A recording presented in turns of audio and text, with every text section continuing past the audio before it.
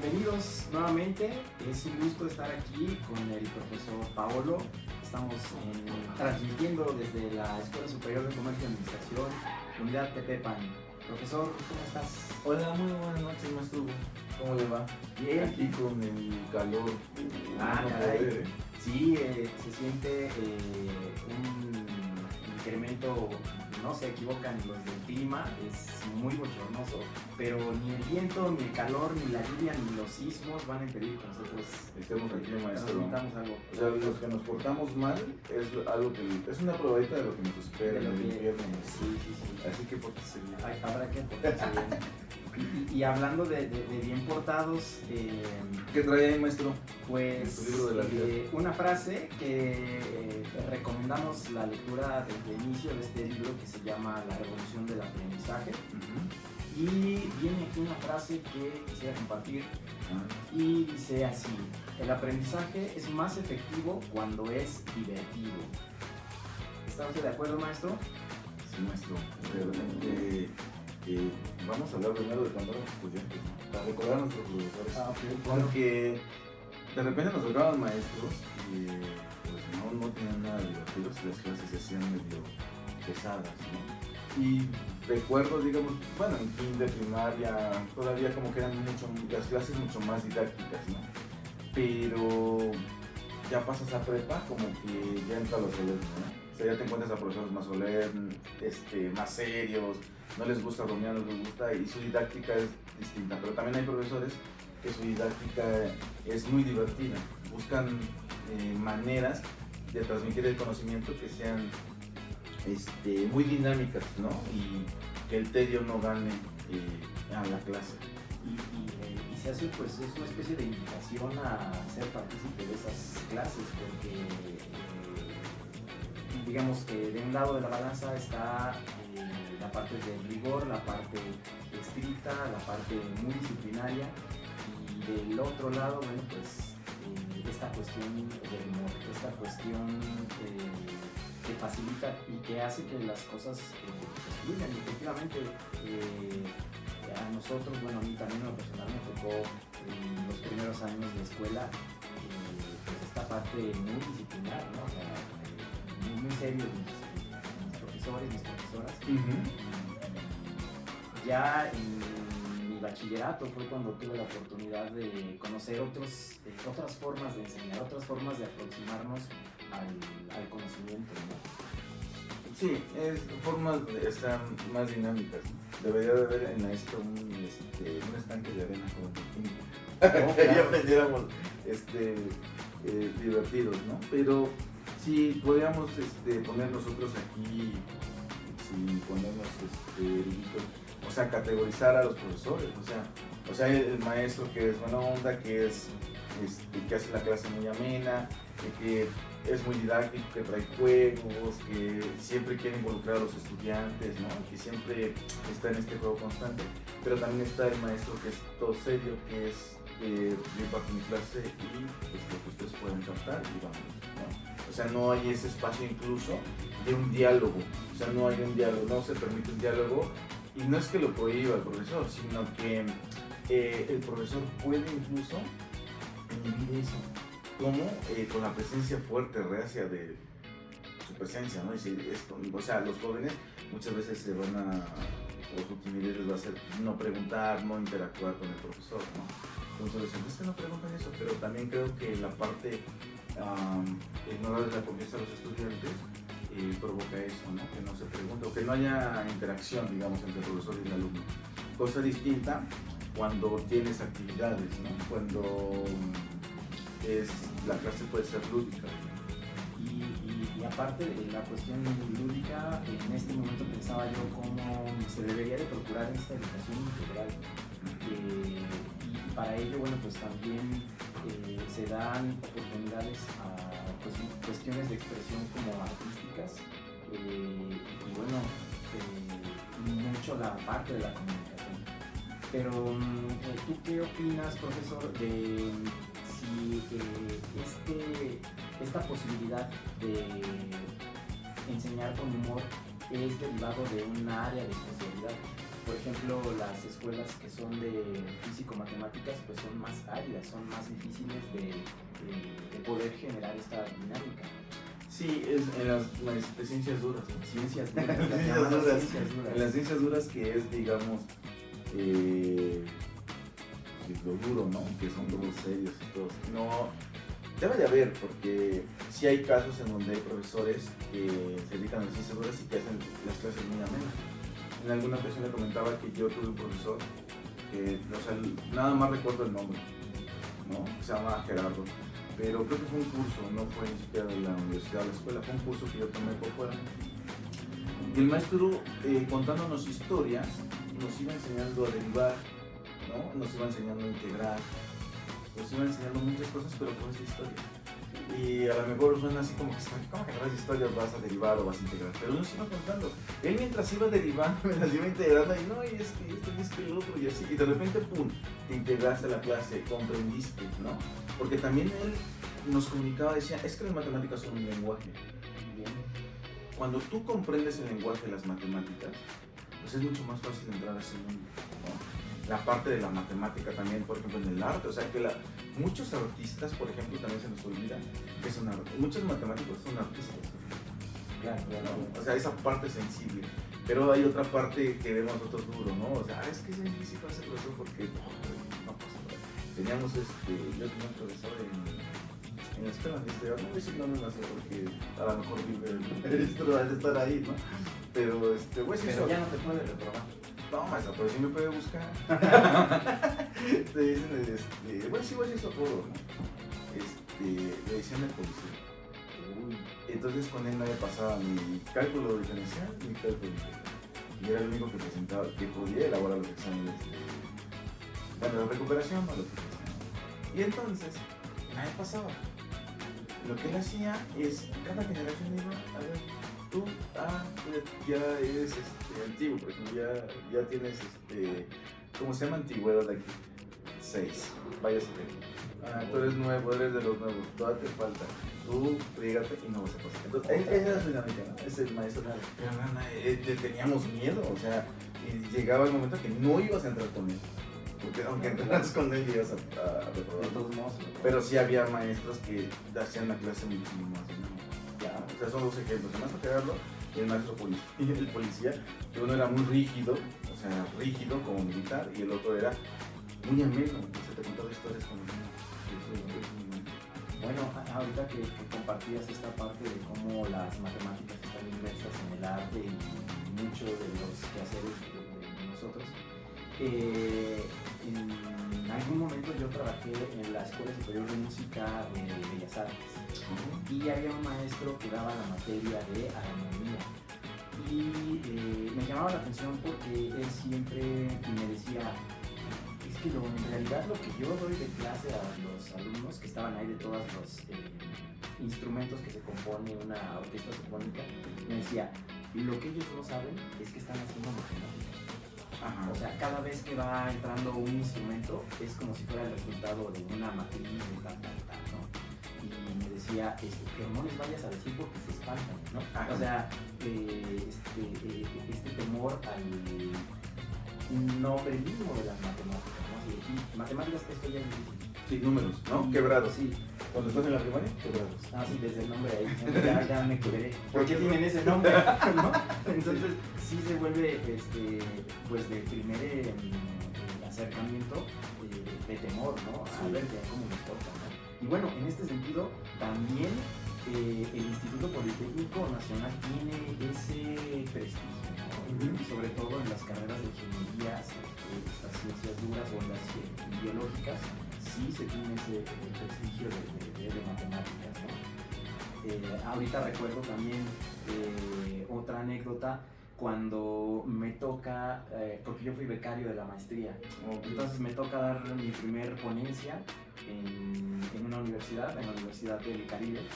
Entonces, como buen becario, me tocaba a mí llevar las carpetas y el cañón y la laptop, ¿no? Entonces, adelante iban los doctores y los maestros, pasamos por la cafetería y traían la playera del Politécnico.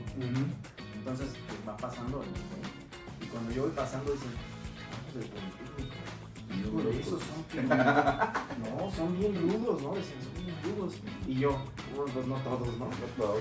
Y luego, y saben muchas matemáticas. Dice, yo soy de administrativo. Y bueno, pues otra vez, sí, pero no todos, ¿no? Y volviendo a esta cuestión de la plasticidad académica desde el humor, que también a veces el humor genera creatividad. Y más en estas carreras, en esta escuela que se imparte sobre todo la carrera de la licenciatura en Relaciones Comerciales, pues se habla mucho de esta cuestión de la creatividad. Y el humor es bien importante, profesor. Sí, maestro, hablamos en algún momento del stand-up, ¿no? Como herramienta, no para volverse cómico o para hacernos nuestros stand-up y presentarnos en algún bar, no, sino como una herramienta como para impartir la clase, ¿no? O sea, porque tiene todo un desarrollo y que también tengas la capacidad, digamos, de mantener atentos a tus alumnos, ¿no? De mantener ese interés, esa duda de tus alumnos hacia la clase, ¿no? O sea, yo creo que no es que todos los profesores deben ser estandoperos, ¿no? Pero tendríamos que tener esa herramienta como para desenvolvernos mejor en el salón de clase, ¿no? Claro. Porque, a ver, yo por ejemplo soy una persona medio tímida, soy muy tímido, ¿no? Porque no lo crean, pues. Soy muy tímido y de repente en el salón pues ya me olvido y sí me desenvuelvo, ¿no? Pero estas herramientas sí serían buenas para los tímidos, para los que no tenemos esa parte de integrarnos muy bien, digamos, ¿no? Con los jóvenes. Y creo que sería un buen elemento del stand-up, contar historias, hacerlo divertido, buscar muchas dinámicas para que los jóvenes puedan acceder al conocimiento, a la generación del conocimiento, a la construcción del conocimiento, maestro, porque es lo que tendríamos que hacer en el salón de clases, construir el conocimiento, ¿no? El humor serviría para romper el hielo, ¿no? Para tenernos confianza, es decir, pueden participar sin miedo a equivocarse, ¿no? Porque de hecho las preguntas incorrectas es lo que te va a llevar a construir el conocimiento. Yo en algún momento digo a mis alumnos, no quiero, o sea, de hecho ni siquiera me gustan que me contesten correctamente. No, yo quiero que se equivoquen, porque con base en eso vamos a construir. Porque incluso equivocándose, vamos a sacar cosas que a mí se me pueden haber pasado. Esto lo tengo que tomar en cuenta, porque no lo voy a tomar en cuenta. Pero si todos hablamos con cosas correctas, o todos queremos decir cosas correctas, pues vamos a construir nada.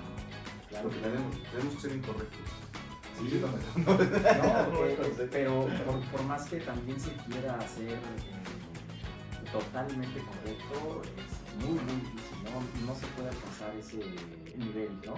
Y bueno, tanto en la parte académica, pues como también en la parte empresarial, ¿no? De repente aquí se ven algunos ejemplos de empresas como Blockbuster, que en algún momento, por contar con personas muy correctas o muy, de todos modos, viene este error que a lo mejor es muy grande y se acaba la empresa, ¿no? Entonces, yo pienso que la escuela se vuelve un muy buen ejercicio para estar en esta aproximación hacia el aprendizaje y también hacia lo correcto. Sí, son tus opiniones para muchas cosas. O sea, la escuela te va a dar, digamos, un poco de todo, ¿no? Tú después podrás profundizar en muchas cosas. Pero por eso es muy importante esto. ¿De qué manera tú como profesor puedes profundizar en ese conocimiento que ellos se lleven, ¿no? O sea, memorizar, ¿no? O que comprendan el tema, que no es lo mismo, ¿no? O sea, una maestra me decía, es que me dicen, háganos hoy el examen porque si no, mañana ya no me acuerdo. ¿Cómo? No, si tú comprendes bien el tema, si tú como docente buscas la dinámica o la didáctica para que el alumno comprenda el tema, no importa cuándo le das el examen, incluso si lo haces 2 o 3 años. ¿Por qué? Porque comprendiste el tema y lo estás analizando en tu vida cotidiana y eso ya nunca se te va a olvidar. Claro. O sea, diferencia es cuando lo memorizas, ya no lo comprendiste, lo memorizas y ya se te olvidó, ¿no? Y entonces ahí vienen muchas cuestiones, es que esto no lo vi, es que esto no, porque no comprendiste o no comprendí. Pero es un ejercicio entre los dos, o sea, es toma y daca, o sea, el alumno tiene que estar bombardeando al docente con preguntas, con dudas, porque para que la clase sea la dinámica, ¿no? Creo que sembrar la duda en los estudiantes es uno de nuestros objetivos, que los estudiantes vuelvan a ser como esos niños, que ahora que es divertido, los estudiantes y nosotros como adultos vamos perdiendo esa esencia. Porque si ustedes recuerdan, los niños que hacen, preguntan absolutamente todo. Eso no se pregunta, ay, cállese niño, esto no. Entonces vamos matando esa parte de adultos. Y tenemos a jóvenes pues muy tranquilos porque dicen, es que eso no se pregunta, ¿no? O porque ya puede parecer que el preguntar es malo, ¿no? O sea, si me estuvieron condicionando durante mi crecimiento que preguntar o cuestionar o inclusive desafiar puede ser malo, mejor ya no le muevo, y más si me encuentro un profesor como el policía, ¿no? Menos, ¿no? Ya no me vayan a arrestar también. Además de reprobado, arrestado, ¿no? Entonces, sí. No se permite. Y al contrario, bueno, y retomando otra vez esta carrera de relaciones comerciales, pues es eso.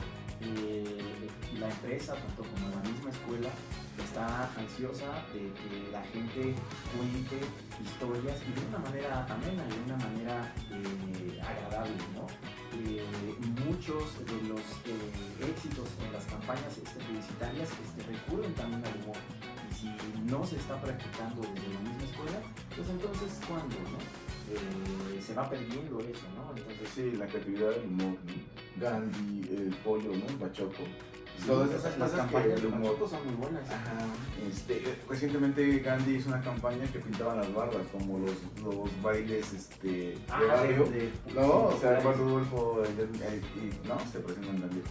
Creo que es la creatividad, el humor que se tiene que conjugar. Y es lo que los jóvenes, por ejemplo, tendrían que hacer, ¿no? Conjugar esta parte de su parte teórica con la parte real, digamos, ¿no? Pero es la capacidad, las herramientas que ellos vayan haciendo y que también tú como docente les puedes proporcionar a los estudiantes, ¿no? Y todo fluye, o sea, inclusive el ambiente dentro del aula, cuando se rompe esta barrera, esta parte de hielo, cuando uno toca algún tema con cierto humor, es muy fluido, y cuando uno menos ve o menos piensa, el tiempo ya se terminó, ¿no? Sí, se pasa muy rápido. Aunque aquí podríamos hacer para no generalizar, maestro, porque para todos hay gusto. O sea, hay alumnos que les encantan los maestros duros. O sea, dicen, ¡ay, no! Este maestro, mira, te lo vas a pasar muy mal, pero vas a aprender, ok. No, este es bien relajado. No, este es bien bajo. No. O sea, los alumnos tienen sus propias categorías de profesores, ¿no? Entonces dicen, no, es que son... Y podríamos hacer así como que la idea de cómo vamos a darle características al profesor, al buen profesor o no profesor. Claro que aquí estamos hablando no a profundidad, no tenemos categorías porque hacen falta muchas cosas, pero estamos hablando aquí en nuestro criterio, en nuestra experiencia, con base en eso. Entonces es un buen profesor, para mí, es el profesor que te va a trabajar en no es que el que te deje menos tarde, no. El que te lleve al conocimiento, el que te lleve a comprender los temas de una manera más sencilla. ¿No? Claro. Ese es el buen profesor. Claro, porque, bueno, pienso que también había dos temas aquí. Por un lado, el estilo de aprendizaje que tenga el alumno, que era lo que más o menos comentabas. El alumno que de repente dice, pues es que yo aprendo cuando el maestro me dicta, ¿no? A lo mejor si el maestro viene y toca un tema de una manera muy agradable, pues a lo mejor ya hasta me perdí al maestro por estarme viendo, ¿no? Y puede haber otros alumnos que son más kinestésicos, ¿no? Y bueno, también hay profesores que son muy lectoescritores, así, a ver, muchachos, copien esta frase, ¿no? Pero lo cierto que comparte el maestro es al momento de enfrentarnos a un problema no lo vamos a resolver de memoria, porque no hay manera de que exactamente lo que tú aprendiste se vaya a presentar en la vida real, ¿no? Entonces, pero sí, sin embargo, sí tienes esta facilidad de retomar cosas o ejemplos que lo puedes aprender en la escuela, pues vas hacia adelante, ¿no? El dicho que dice que si le das de comer un pez a un hombre, comerá un día, pero si le enseñas a pescar, comerá toda la vida, ¿no? Entonces, en ese sentido, esta cuestión del aprendizaje te toca a veces a la vida, ¿no? Y si es agradable, pues qué mejor, ¿no? Sí, que siempre tenga, o sea, lo divertido, ya sea el humor o que sea ameno, o sea, pueden ser historias de vida, por ejemplo, en negocios internacionales. son estudiantes de su perfil cuando salgan, pues que van a ser empresarios, que se van a dedicar a los negocios, ¿no? Pero tienen un problema, que es la parte teórica. ¿Y cómo vas a hacer un negocio solamente con la parte teórica? Te tienes que ir a estrellar, o sea, tienes que, este conocimiento que tienes, que es muy importante, tienes que bajarlo y hacer tu empresa o hacer los negocios para que aprendas a hacer negocios. ¿Y cómo vas a aprender a hacer negocios? Estrellando. Cuando tú haces esa parte y cuando cuentas esa historia de vida, mira, a mí me pasó esto, de una manera, o cosas pues, que no se pueden creer, pues vas aprendiendo, ese es el aprendizaje que llevas. Y sí, la parte teórica es muy importante porque eso te va a dar un soporte, ¿no? Para llevar las cosas en un orden. Pero la parte creativa pues no se trabaja tanto porque el feeling para generar un negocio, dónde vas a poner un negocio, ver negocios, ¿no? Yo les digo, pues yo me considero, pues, es muy pretencioso de mi parte, ¿no? Para decir que soy poeta, ¿no? Pero yo digo a mis alumnos, es como una poesía. Mi trabajo es ver poesía donde no hay poesía, ¿ok? Y el trabajo de los estudiantes de negocios internacionales es ver negocios donde nadie ve negocios. Ese es el feeling que tienen que tener, ¿no? Pero empiezas a contarles historias de vida y ya es mucho más entretenido que la parte. No quiero decir que la parte teórica no sea necesaria, claro que es necesaria y tiene que haber tienen que hacer como una gana. Pero mientras lo hagan más divertido, o sea, vamos a ver una empresa. Yo les decía, a ver, ¿cómo es una empresa, un proyecto? Y ellos empezaban a decir, bueno, de todos los proyectos que hemos entregado, ¿no? Y digo, sí, esa es la parte bonita. Y digo, pero para escribir ficción estoy yo.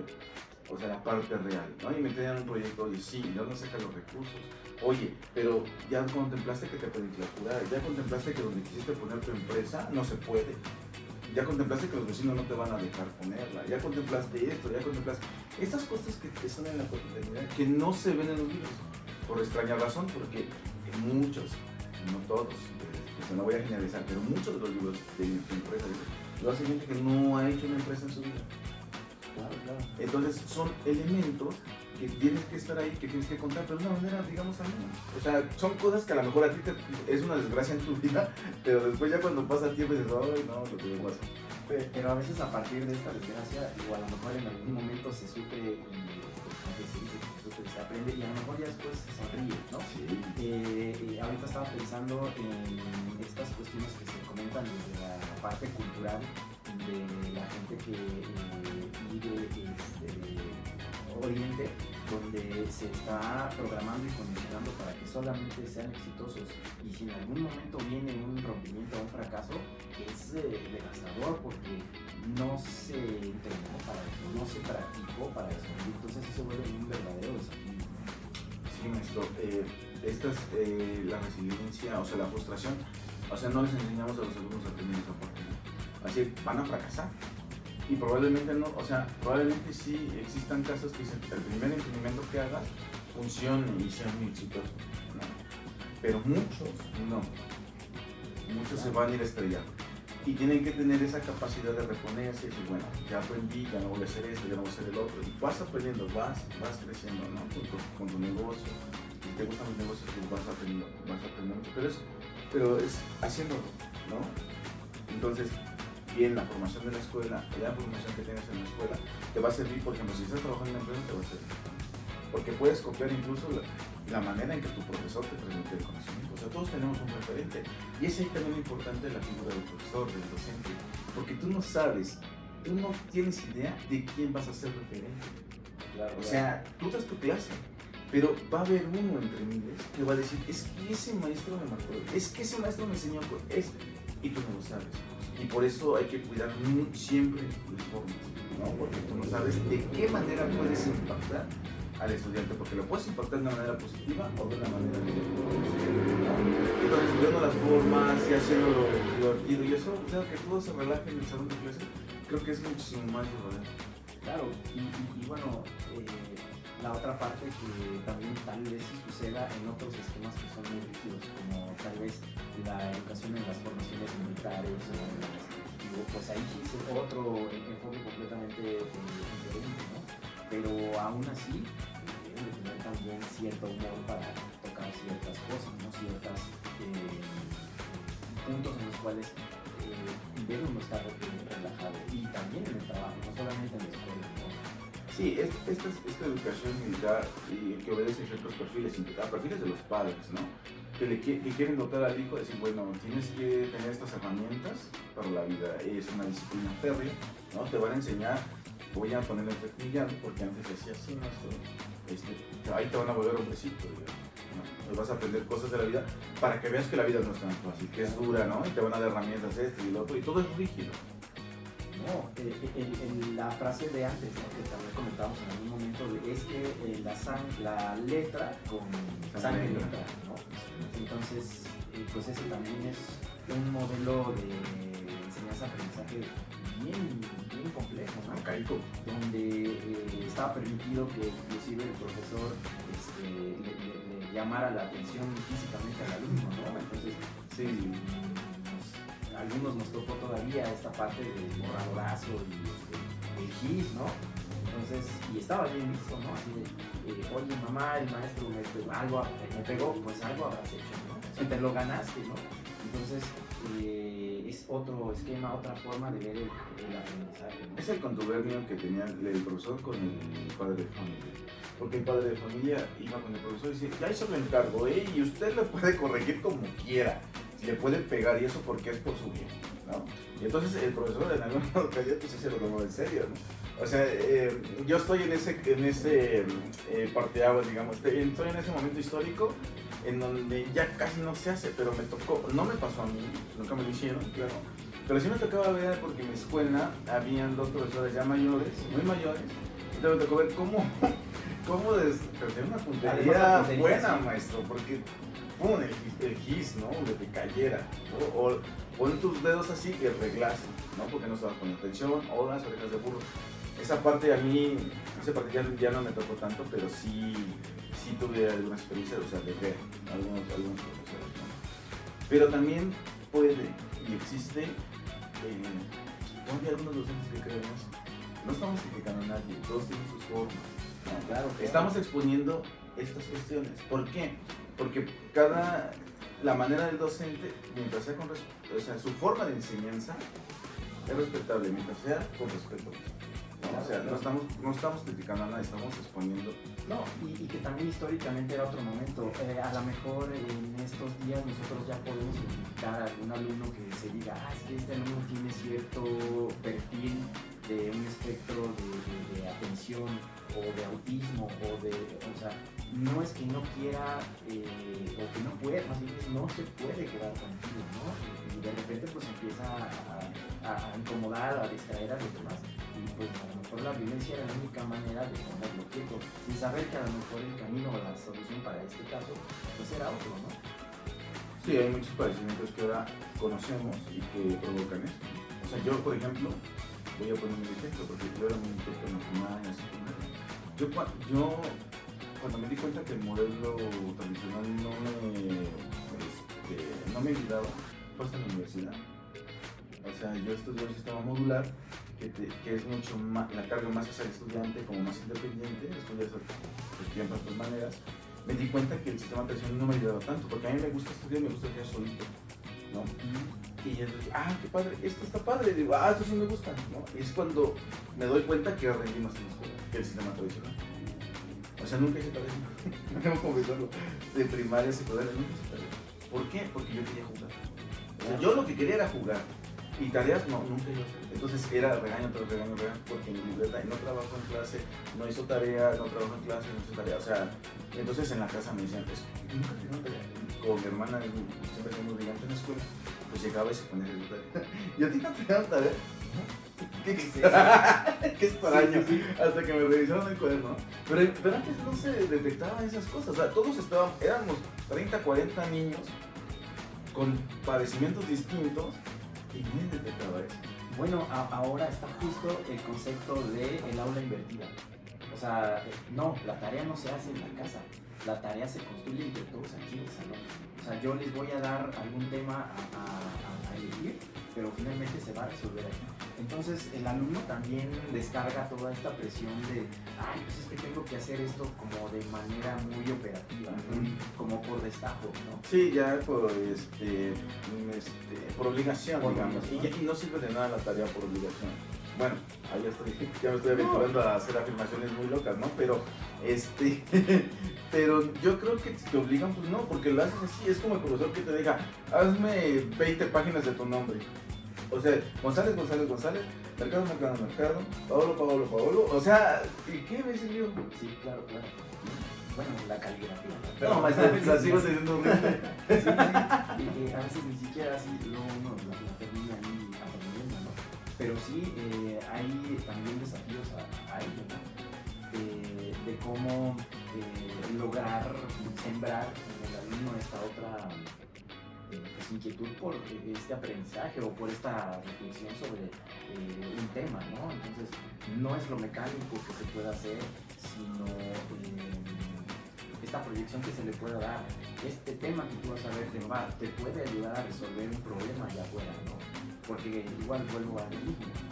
Este es un ejemplo de un problema, pero allá puede haber infinidad de variables que a lo mejor ninguno de los problemas que viste te va a ayudar a resolverlo allá afuera, ¿no? Entonces, sí, porque acá en la escuela, por ejemplo, aquí está muy padre en el aula, y platicamos de muchos temas, y aquí en el aula podemos deshacer y arreglar el mundo, como queramos, ¿no? Pero una vez que salgamos acá, aquí a Periférico, es distinto. Ahí estás solo, ahí qué vas a hacer. Y es todas las herramientas que tienes en tu postalito, que en tu historia escolar fuiste echando, que tus maestros te decían, esto algún día les va a servir, ¿no? Y que lo fuiste echando, es donde vas a echar mano de esas herramientas. Porque muchas veces el alumno dice, ay, ¿para qué me sirve esto? ¿No? El día 4025 sin hacer una integral en mi vida, ¿no? pero porque no saben que todos los días hacen eso, ¿no? Claro. Entonces sí es un desconocimiento, pero que también están los que dicen, les cae el 20, bueno, les cae el 20 luego, o otros 10, 20 años después, ¿no? Decir, ya. Ahora entiendo. Ya entendí. Sí. Gracias, maestro, ¿no? Pero es un proceso de formación, y debemos entender como docentes también que los chicos acá en la escuela pues en un proceso de formación, ¿no? ¿Qué exigirles, qué no exigirles? ¿Qué herramientas darles en su proceso de formación? Y es todo un desafío, porque ahorita yo pensaba qué pasaría si en una escuela fuera requisito para los profesores que sus clases fueran divertidas. Que el 100% de los profesores utilizaran situaciones divertidas. A lo mejor ese es un absoluto, ¿no? Porque también se requiere de la otra parte. Otra vez, la materia, la línea, que sí es muy rica, ¿no? Sí, hay momentos para sí el razonamiento, pero a lo mejor también hay otros para el análisis desde la seriedad, ¿no? Sí, hay momentos solemnes, ¿no? Que yo no, digamos, casi no tengo momentos, sí tengo cuando escribo así, ¿no? Pero cuando estoy en clase, así como casi no los tengo, porque todo se me va a decir. Una vez un compañero de mi posgrado me decía, ese conocimiento no se puede practicar y se puede hacer, porque dices que usted no se toma nada en serio. Le digo, no, imagínense si yo me tomara en curso.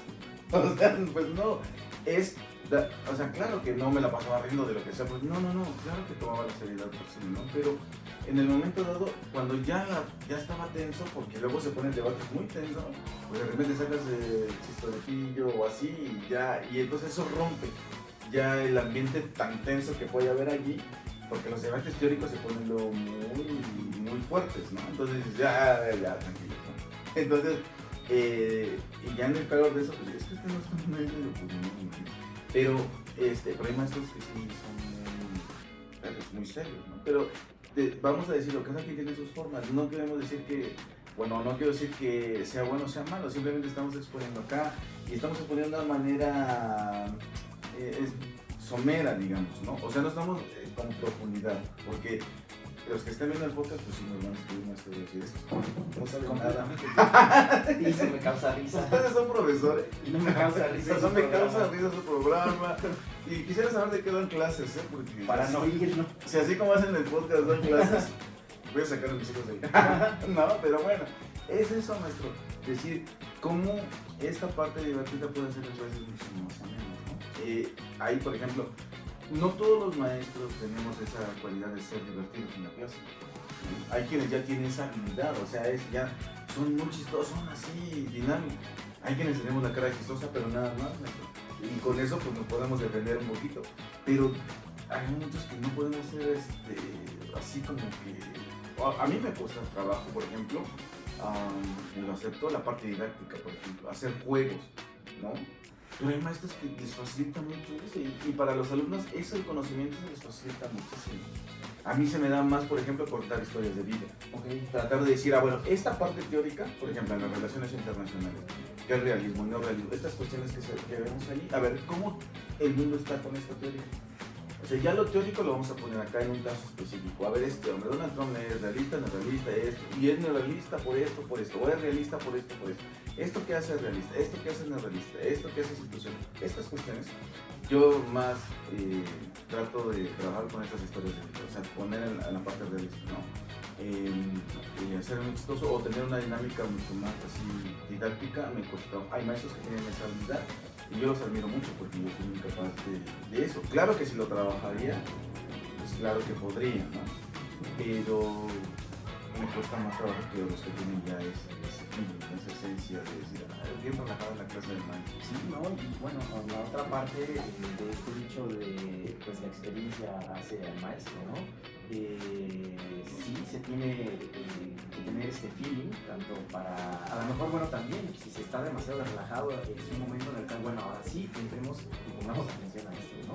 Entonces, tampoco se trata de que toda la clase, como decía, que se convierta en un stand-up, ¿no? Sino que hay momentos donde uno puede ir abordando cierto tema, ¿no? Sí, o sea, todo el desarrollo de la clase con un remate, digamos. Pero también, o sea, es cómo el grupo vaya participando también, porque también puede haber grupos que son, vamos a ponerle así, apáticos, ¿no? O sea, que de repente tocan grupos que sí, son las dos. Todos podríamos estar en un mejor lugar, pero el destino nos puso acá. Y está bien padre, o sea, es porque no tienen, digamos, la conciencia de que están en un lugar que muchos quisieran, ¿no? O sea, están en el salón de clases, en un salón de clases. Entonces dicen, no, qué aburrido, a las 2 de la tarde, con el calor, con hambre, es difícil esos horarios, ¿no?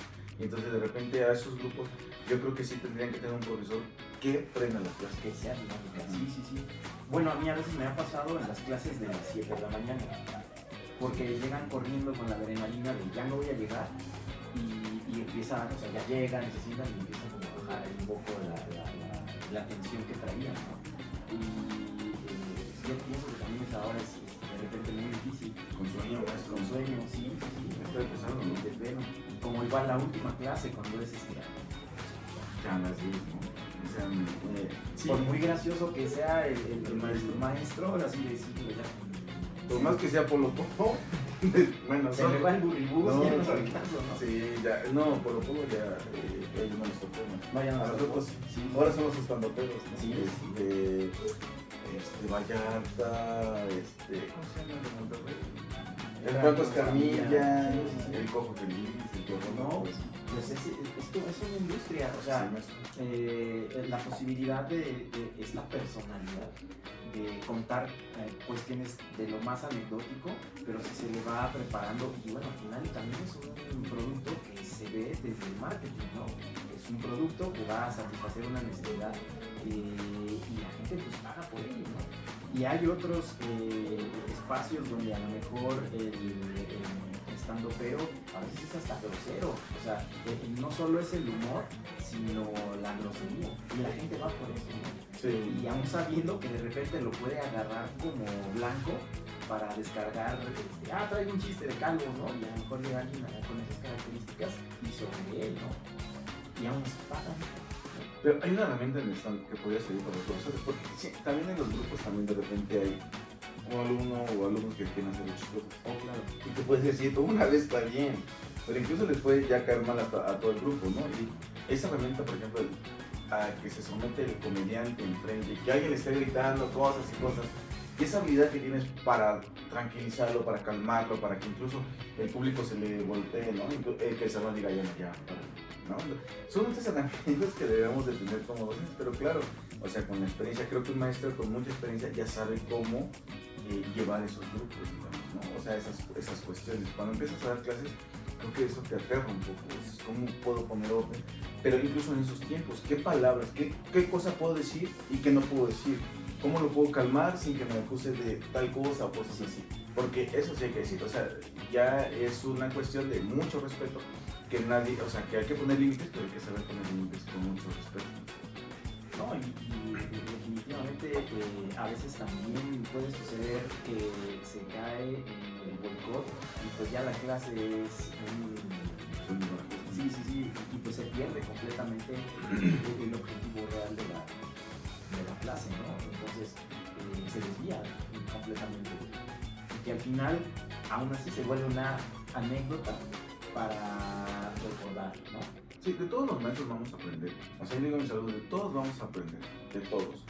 Del bueno, ese es nuestro criterio, ¿no? Del bueno, del malo, del más o menos. De todos vamos a aprender. O sea, de algunos vamos a aprender que esas cosas no se hacen, ¿no? Y digo, bueno, pues, que es un claro ejemplo y estas cuestiones, ¿no? Pero no debemos enseñar a ninguno de los profesores. De todos vas a aprender algo, aunque sea algo, vas a aprender de ello. Claro, bueno. Hace algunos años tuve la oportunidad de estar en un examen de grado de una maestría de un amigo que quiero mucho y él le dedicó su tesis a los malos maestros. O sea, decía, yo le dedico este trabajo de tesis, y fue con el mismo a los malos maestros porque me enseñaron cómo no debería de ser, cómo yo no debería haber dado mis clases. Entonces es muy fuerte esa parte. Pero el jurado no conoce maestro, ¿no? No, y lo dijo así, desde el kinder hasta la maestría. Ok, todos. No, o sea, todos. No discriminar a uno, ¿no? Y que bueno, a veces también, a veces se escucha dentro de los mismos alumnos, ¿no? Es que tal profe viene y nos cuenta su vida. Pero es la lectura que se lleva el alumno, ¿no? Porque en realidad a lo mejor el profesor está contándoles una cuestión de anécdota, de aprendizaje, a lo mejor en temas de negocios, en temas de creatividad, en temas de... Y el alumno percibe que solamente van a contar su vida, ¿no? O nos viene a contar chistes, ¿no? O sea, hay una intención. Sí, muchas veces no aterriza, digamos, la intención del profesor o lo que tú quieres, ¿no? Por ejemplo, yo en los exámenes digo, escriban con sus palabras, con sus ideas, no quiero conceptos, no quiero esto, yo los quiero leer a ustedes los quiero leer. No quiero leer que dice Google, no quiero leer nada, quiero leerlos a ustedes, ¿no? Porque esa es la única manera que tú sabes, la herramienta que tú sabes, si está aterrizando todo lo que estás diciendo tú. Y si no, tienes que recular y decir, bueno, tengo que hacer de otra manera para que caiga el conocimiento, para que realmente estén comprendiendo lo que yo estoy diciendo, ¿no? Pero sí, si copian o ponen conceptos o así, pues no se cumple la función porque yo ya no tengo herramientas como para saber si vamos por buen camino, ¿no? Pero eso también es la confianza. ¿Por qué? Porque cuando los enfrentas a eso, pues también ellos se van a enfrentar a ciertas limitaciones. Un vocabulario muy pequeño a un fenómeno que hay que nos cuidar un fenómeno, porque pasa mucho, es decir, es que maestro, yo lo sé, pero de aquí de mi cerebro a mi mano ya no puedo expresarlo, es que yo lo sé, entonces, y tú dices, ¿cómo lo sabes y no lo...? Pues ¿por qué? Porque me falta de, digamos, de léxico, de muchas cuestiones, ¿no? Porque no lo practican. Los pones a escribir y ya están con la mano así y llevan media cuartilla, porque ya no escriben, porque ahora ya son emojis, ¿no? O sea, ya son o sea, deberíamos nosotros los profesores tener un curso de emoji, de qué significa cada emoji para entenderlo. ¿Eso qué significa? Pues se llama esto, ¿no? Y un curso también para entender lo que ellos están diciendo, porque también, por más que tú seas divertido, si no cae con los jóvenes, pues no, o sea, porque no estamos hablando del mismo lenguaje. O sea, hablábamos, del stand-up, pero por ejemplo, el stand-up que yo consumo no es lo que consumen mis alumnos. Y pueden consumir stand-up, pero no es el mismo el stand-up que yo consumo, porque los stand-uperos que yo consumo son los primeritos. Y estamos hablando que ya son los stand-uperos viejos, que es algo, ¿no? Por decir de los lenguajes. Los jóvenes tienen otro lenguaje y como profesor, si tú no estás en esa onda de entender su lenguaje, pues ahí va a haber un cortocircuito, frente al profesor y el alumno. Y aunque sea aparentemente el mismo lenguaje, ya no se entiende, ¿no? Y bueno, quería retomar un poco este desafío de la escritura que a veces representa el enfrentarse a una hoja en blanco. O sea, aquí va a estar tu examen, ¿no? Así de, ¿qué voy a hacer? ¿Y cómo lo voy a hacer? ¿No? Entonces sí se entra en una situación a veces de crisis para ellos, ¿no? O sea, ¿qué me van a preguntar? A lo mejor se está acostumbrado a hacer un examen de opción múltiple, por ejemplo. Ajá. Y digo, salvo las materias que hay que desarrollar una Sí, fórmula, más las duras. pero cuando tengo que expresar mi idea, eso es lo complejo. Y si no se aprende a expresar mis ideas, de repente les decimos, y ahora tienes que citar en APA, ¿no? O sea, ni siquiera sé explicar lo mío, y ahora cómo voy a explicar lo que dijo otra persona en otro momento y en otro año. ¿Qué? Entonces se vuelve más difícil, ¿no? Sí, se vuelve muy complicado para ellos, pero digamos que ya traen ya es un proceso que ellos vivieron, pero que esta es la consecuencia de ese proceso, ¿no? Que vienen con este tipo de carencias, pero que uno como persona en el aula tendrá que poner todo su empeño para tratar de corregir eso, o para inculcarles que deben de trabajar en esas herramientas, en leer, en escribir, en procesar sus ideas, en comprender sus ideas, ¿no? Por saber plasmar una idea. Porque aquí es en la escuela, pero cuando salgan a trabajar, ahí van a tener que plasmar las miles de ideas, ¿no? Claro. Tendrán que tener tienen que ser muy hábiles en eso también, ¿no? De una manera oral. Carlos Fuentes, por ejemplo, decía, a mí me sorprende que hay doctores, ¿no? Abogados, hay todo así, que son doctores, que escriben muy mal. Y él no concibe que esas personas escriben así, ¿no? Y decía, si están así estos, ¿cómo van a estar los otros? ¿No? Pero bueno, eso pasa en todos los ámbitos, no nada más en los alumnos, sino pasa en otros niveles, ¿no? Es porque tenemos ciertas carencias, pero aunque sea divertida la clase, si no cae con los jóvenes. Sí, aunque la materia pueda ser de lo más interesante, o inclusive, por ejemplo, en algún momento yo les preguntaba a los alumnos de las materias que habían llevado, cuál era la que más les había gustado, ¿no? Y de repente algunos me dicen una materia y yo, pero es que tú podrías hacer una agencia de lo que tú viste en esta materia. Y decían, no, fue la peor experiencia que tuve. Ni aprendí nada, o sea, pasé, pero no aprendí nada, no me gustó. Y ya están coartando esa posibilidad en algún momento de colocarse en una agencia para desarrollar lo que se supone que vieron, ¿no? Y terminan así como, no, ya ni me mencionen esa materia porque no lo voy a hacer. Sí, maestro, o sea, creo que lo divertido, o sea, sí hace mucho más o menos la clase, pero también hay que saber, digamos, los lenguajes de los jóvenes, ¿no? O sea, nada más hacerte chistoso por hacer, pues no, hay que buscar la didáctica para que el conocimiento, digamos, caiga, ¿no? ¿Qué le parece, maestro? ¿Qué podemos hablar? ¿De una peliculita? Pues, ¿un libro para los jóvenes? ¿Alguna película que podamos platicar de ella o algo? Una recomendación. Sí, bueno, pues si quieres empezar, maestro. Pues es que, ¿qué podríamos recomendar? Miren, hoy está de moda Pedro Páramo, ¿no? Okay. 100 años de soledad está en Netflix. Y eso fíjese que está impactando en su generación a los jóvenes, ¿no? Porque se están dando cuenta que existe Pedro Páramo, se están dando cuenta que existe 100 años de soledad. Por la serie, por la película, y entonces se están acercando a eso. Entonces podemos hablar un poquito de Pedro Páramo, ¿no? O sea, de Juan Rulfo. Juan Rulfo, uno de los grandes escritores que ha tenido México. Es el escritor mexicano que más se lee en el mundo, ¿no? Ese libro de Pedro Páramo, para muchos es un cuento, para otros es una novela, ¿no? Para unos es un cuento muy largo y para otros una novela muy corta. Pero lo cierto es que Pedro Páramo es en la parte del realismo mágico como que,